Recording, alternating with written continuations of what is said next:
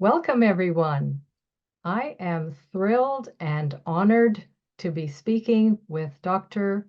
Munir Sheikh, Canada's former Chief Statistician, to get his insights about his new calling. Yes, he's had a new calling. Dr. Sheikh made a bold decision to leave his dream job, as he reported in the Toronto Star, to pursue this new adventure. It's that new calling that I'm eager to speak to him about today. So just by way of background, let me say that Dr. Sheikh held a series of prominent positions in various government departments, too many to name, but some of them are finance, Health Canada, Privy Council, the Labor Department, and all of this before becoming the head of Statistics Canada. Just for our global audience, let me say that Statistics Canada is the country's national statistical agency, and its mandate is to collect, compile, analyze, and disseminate data on the economic and social conditions of Canadians. Now, as Chief Statistician, Dr. Sheikh played a key role in Canada's statistical landscape until he resigned in protest about the long-form census. And I will provide the links to various articles in the Globe and Mail and Toronto Star that covers all of this, because I want to focus in on his new calling. So with that said, I am absolutely delighted to welcome Dr. Sheikh. Welcome, Dr. Sheikh. Well, thank you so much for giving me the opportunity to tell my story. And I really want to thank you for all these kind words that you've used to describe a very sad event in Statistics Canada's life and, of course, my life. But we'll talk about, as you said, mostly about my new calling. Great. That's what I'm really excited to talk to you about, because it's a very compelling story in itself. So let me just dive in. Dr. Sheikh, could you start by telling us where you were born? Well, I was born in the city called Gujranwala in Pakistan. Now, it's interesting that I was born in that city where I think we only stayed for a few days, and I've never been back to that place. And the reason is that my family was migrating from India, the Indian part of Punjab. After the partition to Pakistan, we were homeless. There was no place to go. And so we happened to be passing by the city of Gujranwala when I was born. And then my family moved from there to Rawalpindi, where I stayed many, many years. But I was born in that little place called Gujranwala. I see, but you lived in Rawalpindi for most of your life, or? I lived mostly in Rawalpindi, but then I spent a few years in what is now called Islamabad, and I did my master's in Lahore I see. Okay. before I migrated to Canada.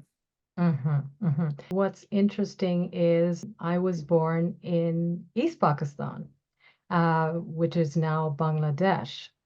But when I came here to Canada in 1961, I came with a Pakistani passport. Let me mention that we're going to talk about my novel, but since you mentioned the birth of Bangladesh, I should say that my novel mostly covers the period from September 1965 to December 2007.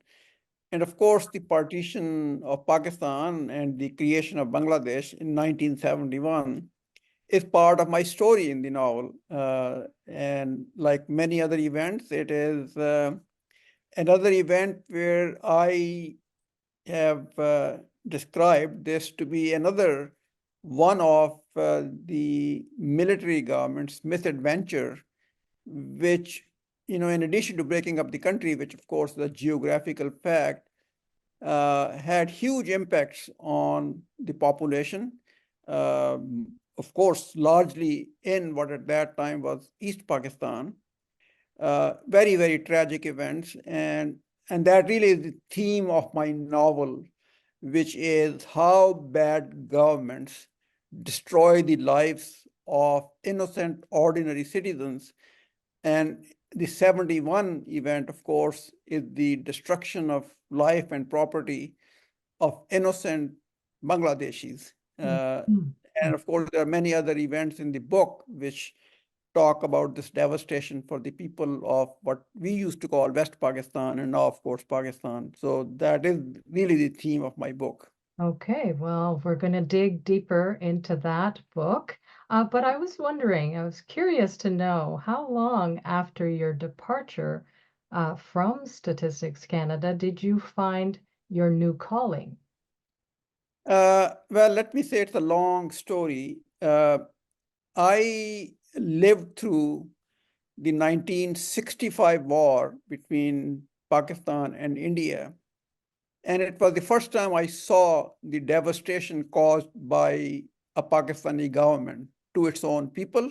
And I saw that. I saw, houses blown up by bombs, humans turned into ash. And I just could not understand any sense of what had been done.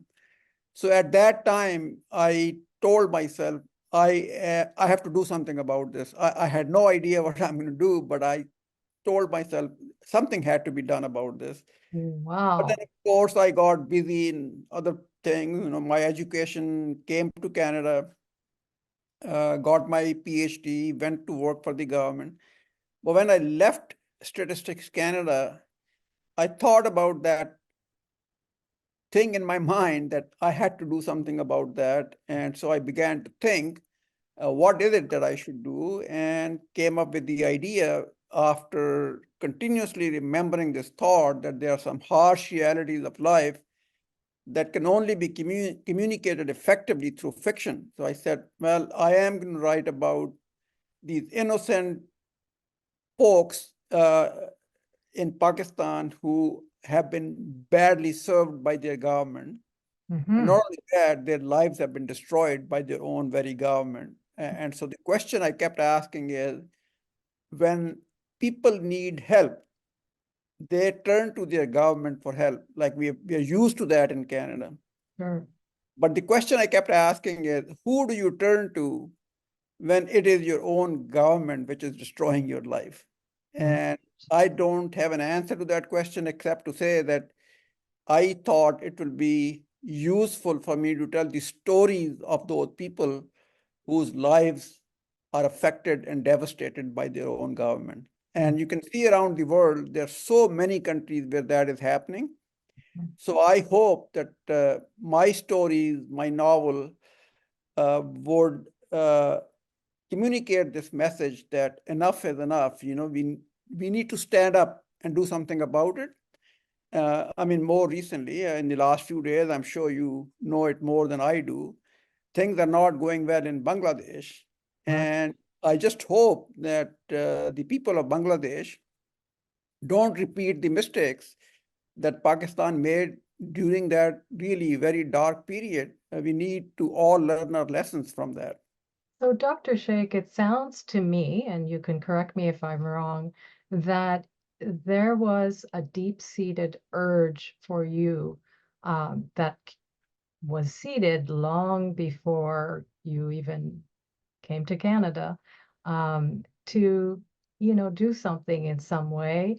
Would you say that's what you mean by calling, or was it a spiritual impulse, or did you see it as fulfilling another life mission? Well, I actually would say it's not very different from my resignation from Statistics Canada. you see something happening and then you say, well, I have to do something about it. So at StatCan, I saw something happening and I said, I have to leave my job to, to leave a message for everybody. Mm. Similarly, what I saw in 1965 during this war between Pakistan and India, I had this thought, I have to do something about it. But it wasn't quite clear to me what is it that I could do about that until I left my StatCan job and said, let me actually give it some really serious thought. What is it that I can do? And so it was at that time that this idea of writing a novel came up because, writing a novel to tell the stories of these people actually is an admission of the fact that we really can't do much about dealing with bad government. So it really is not a lot that I'm doing to deal with that problem, but I would say at least it's something, to Mhm. tell the stories of these people is something. So I don't know when can you put a date on this new calling, Mhm. but let's say the new calling about writing a novel happened soon after I left Statistics Canada. But this idea about doing something, that idea came a long time ago. Wow, wow. So you spent 14 years working on your novel called Islamabad, A Tale of War and Love. And it's now available, I think, for purchase on Amazon. Is that correct? It's available on Amazon. It's also available from Indigo. Hmm. You can order it from there. And I think in the US, it's available from Barnes and Noble. So there are three places, but of course, you can easily order it at Amazon and Indigo. Okay. And you did tie it into what's going on in Bangladesh. Do you think that given that people are losing faith in their institutions all around the world these days, increasingly, and in developed countries, that all governments would benefit from reading your book? I hope so. I mean, I have said before, and I'm going to repeat it again, that what governments do to their own people is really quite critical. And the concepts of accountability and governance are absolutely critical. And I find a lot of countries are going downhill on this path. And my hope is that people reading my book would understand the forces that can force you to lead down that path and become conscious that this is not just an academic exercise. It really means that people's lives are being affected. So when you read stories about how people are affected by what is happening, hopefully that will provide some more seriousness to us thinking we need to do something about that. Writing in the newspapers about this has happened, that has happened. While it does convey information, it does not create the kind of impact and feelings that you get when you see what is happening to real people and Yeah. how their lives are being devastated. Yes, that is absolutely true. And I don't think there's enough digging into the depths of that information. So the the headlines don't really tell you all that much. So I was wondering if you could give our listeners an overview of what the book covers. You did mention the time frame that you're looking at. What, in terms of historical events, are you covering? I mean, the book is largely set during the period from September 1965, which is the war between India and Pakistan, and ends in December 2007, which is the assassination of a former prime minister. And during that period, there were I would say, a lot of really bad things happen. So we have the 65 war, Mhm. we have the 71, you know, uh, partition of Pakistan, the creation of Bangladesh, and why did that happen and how did that happen? That's not a pretty story. No. We have the military dictatorship of Ziaul Haq, which led the country down the path of extremism. You know, Pakistanis don't like to hear this, but it was that government which started sabotaging other countries and created this problem of terrorism. It is the period when Pakistan marched again into Kashmir, the Kargil War, the 2001 September 2001 terrorist attack on the United States.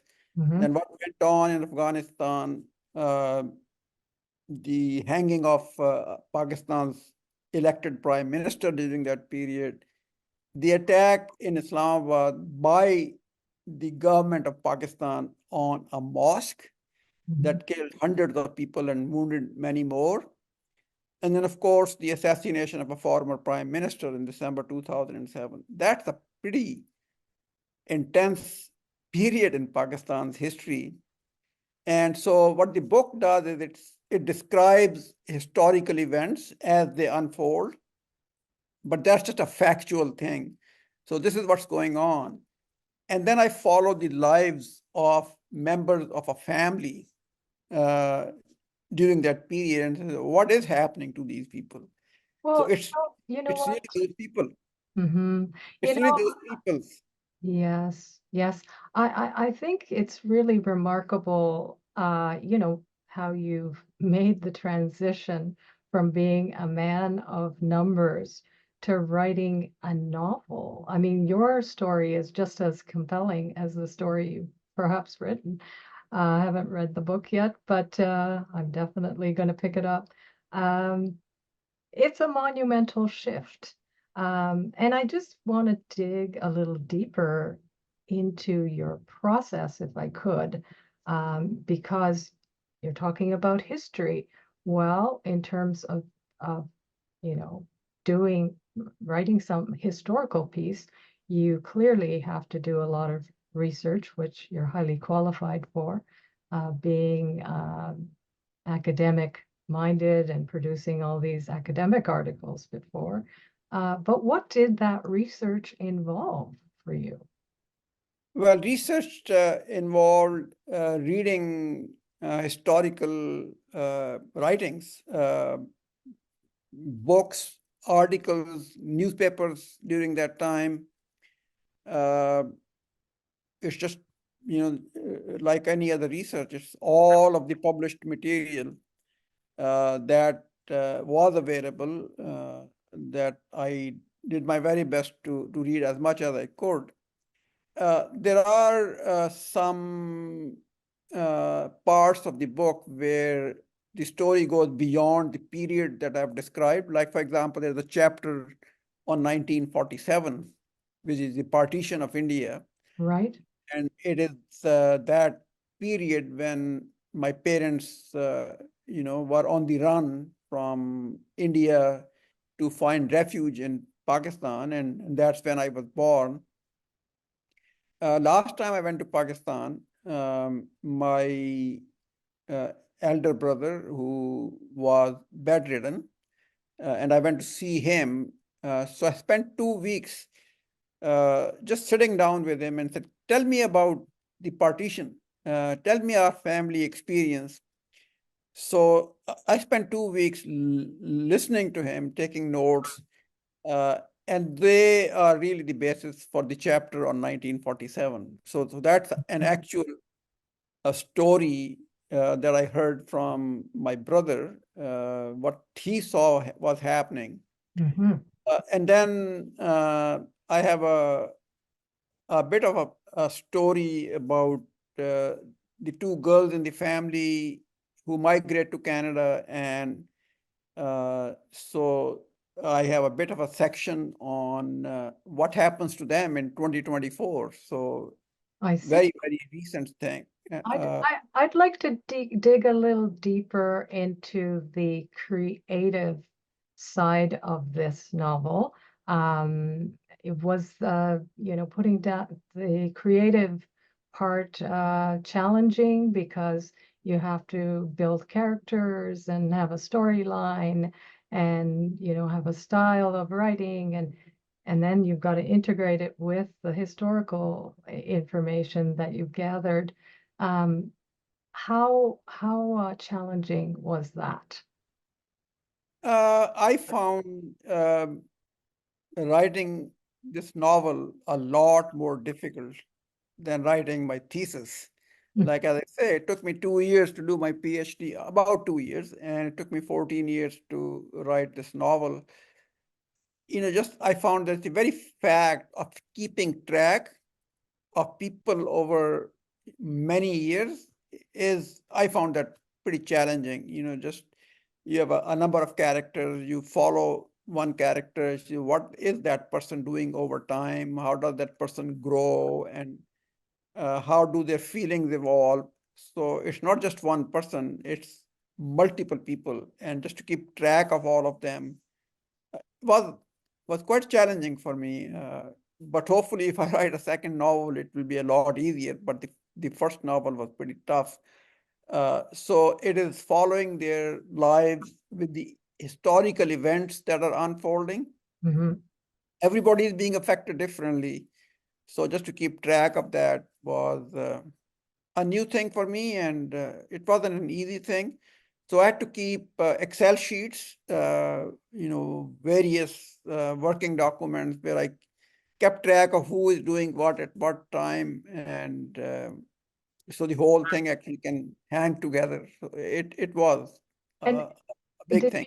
did you have to also learn about creative writing, which is different from academic papers? Oh, it's not only different, it is, I came to the conclusion, if you are good at writing academic articles, the better you are in writing academic articles, the worse you are in writing fiction, because they're just totally different That's right. ways of writing. So my first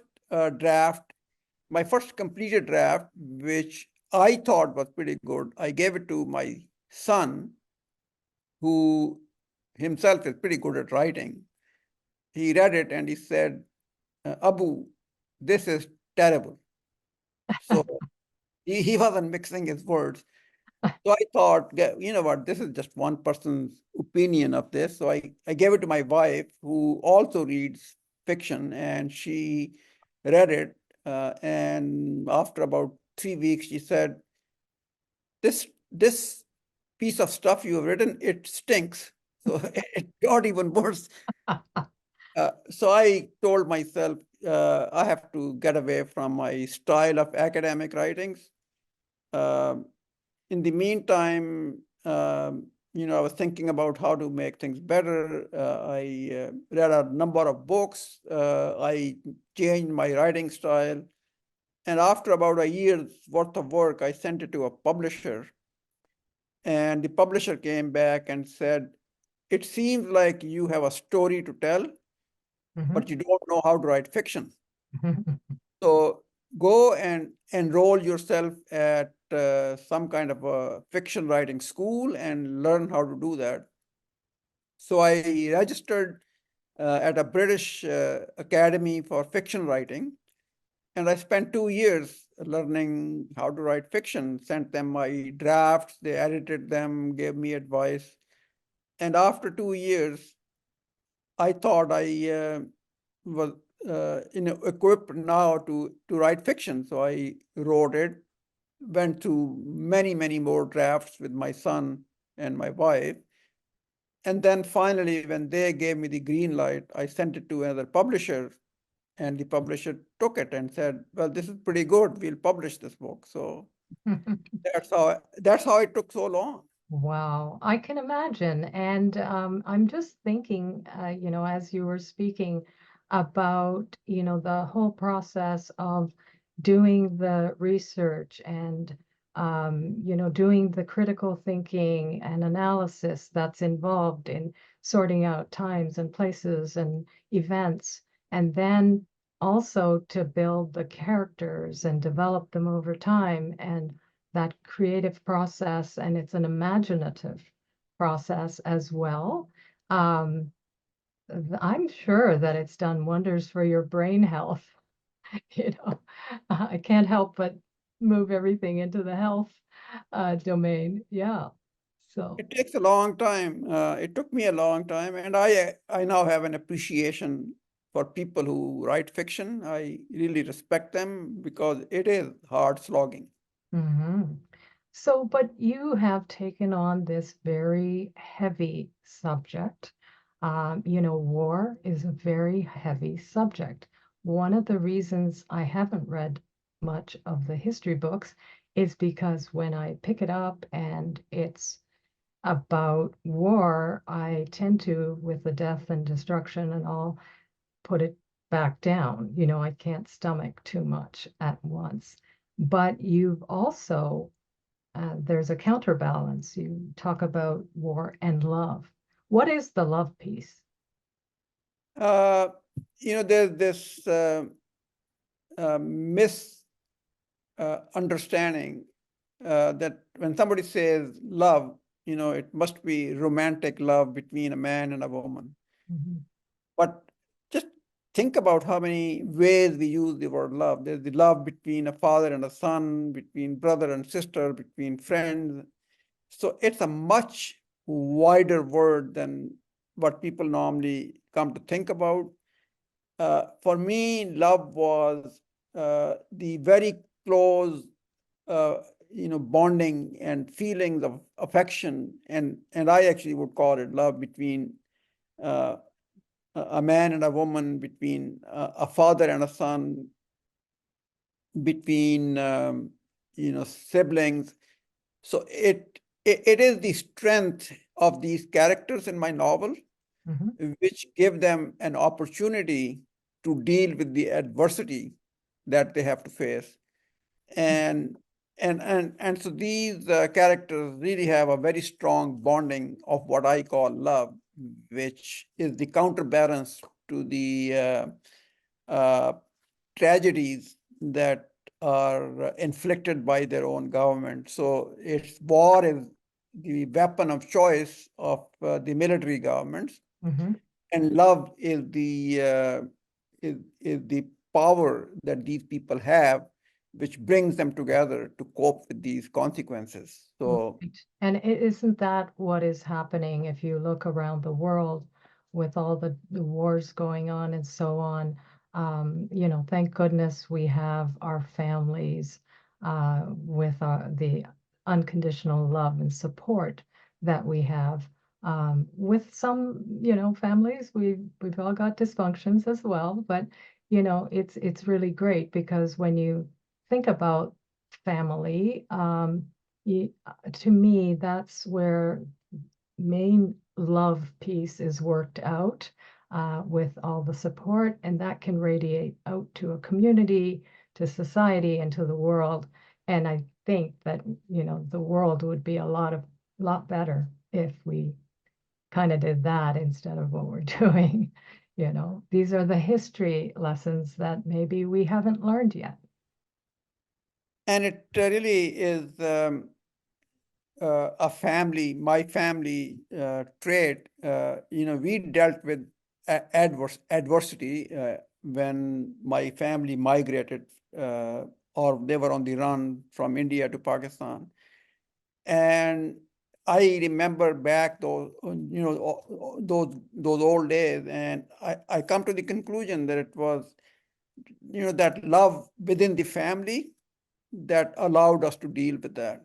And so I wanted to capture that same feeling in this novel with the family that I'm tracking. I Uh, love that. I love that theme. That's a great theme. So, however, you have taken on a very heavy subject, and there may be people, Pakistanis and Bangladeshis and others, who read your book and may not may not share your views or opinions or perspective. Um, are you at all concerned about the potential criticism you may face? Or not at all. One thing we have to accept is that all human beings are different and they look at things differently. They do their own analysis. They reach different conclusions.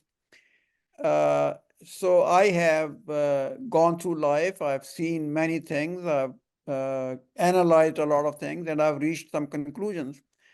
Others, I'm sure, would come up with different ideas. But the point that I want to make is that if you see what happens in countries which get bad governments, uh, and the consequences for that for an ordinary citizen, one may disagree whether what I describe happened in Pakistan. People may disagree with that, but I think people would accept the general principle that if your governments are bad and if they do bad things, people get hurt. And when people get hurt, I would say it is our moral responsibility when that happens to stand up and be counted. Wow. So, there are many countries where people would agree, governments are doing bad things. And so the general principle that I'm focusing upon applies. In these specific situations, people may disagree, but I have a very general message that I want people to pay attention to. Okay. And are there any other things you would like to say to your readers before, they actually read the book? No, I would just simply say, please pick up a copy of the book, read it. There are parts of it that you may be agreeable with. There are parts that you may disagree with. But just keep in mind that the basic message is very simple. If you feel that your government is not doing the right thing and they are hurting the population rather than helping them, please stand up and do something about it. I think that's a fantastic message. And Dr. Sheikh, you're certainly not a one-dimensional man. And I remember the chair of the National Statistical Council said about you upon your departure, and I quote, "With Dr. Sheikh's resignation, Statistics Canada, and indeed the nation's statistical system, has lost the committed services of a man of integrity and honor." And I'd like to say to you that yes, StatCan lost your committed services, but the world has not. And I thank you very much for caring enough to continue your public service work, and all the way through and now. Um, Congratulations on your book, and I wish you much success with it. And thank you. Can I have a parting thought? Sure, absolutely. Well, you call yourself a Bangladeshi. Mhm. I call myself, in addition to being a Canadian, I call myself a Pakistani. Why are you a Bangladeshi and why am I a Pakistani? And my book is the answer to that question. Because we unfortunately were governed by a bad government. Mhm. Mhm. Did you see the impact of what I'm talking about right here on the screen? I do. Okay? You are a Bangladeshi and I'm a Pakistani because Pakistan in 1971 was governed by a bad government. And Right. the impact of that on the two of us is still here. That It is is true. and that's what my book is about, and that's what I'm standing against, that we cannot as humans, afford to be silent when we get bad governments. Agreed. And I'm definitely going to pick up the book because, as you know, Dr. Sheikh, I grew up in Canada, and in the educational system, they did not cover the history of India, Pakistan, Bangladesh. I don't know if they do that now, but I actually have to plead ignorance. But this is something I was going to be getting into, but as I told you, every time I pick up a book, I have to put it down because there's too much about war. And I think putting it in terms of fictional story is really going to be helpful to me, to understand what was going on. So I just want to say to our viewers, now, this will be a great window into the struggles of people from what was my country of origin at one time. And I encourage all the listeners to pick up this book, give it to your children, grandchildren, your loved ones who never got this education, like myself, or were raised outside their country of origin.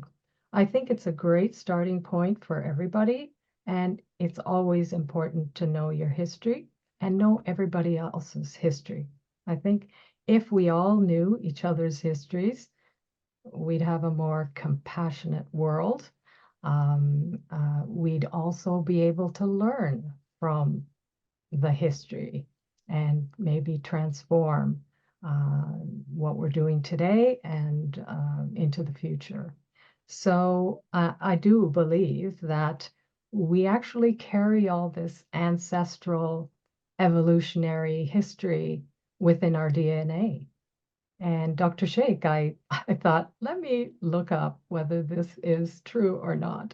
That's what I believe, but so I checked with ChatGPT and Meta AI, and both of them agreed that there is a lot of evidence to say that we do carry these histories in our DNA. Let me thank you, Dr. Sheikh, once again for writing this novel, for making it accessible to all of us. And to the viewers, I'd like to say, I'd like you to comment. If you have read the book, please come back to this podcast and provide some comments, what you thought of the book. If you want to comment on Dr. Sheikh's inspiring story, please do so. And basically tap the like button if you like this kind of content, and subscribe to this channel. Hit the like button, hit the subscribe button. There's also a bell you can hit, and it's free to do so. So thank you for watching, everyone. Thank you again, Dr. Sheikh, and bye for now. Thank you.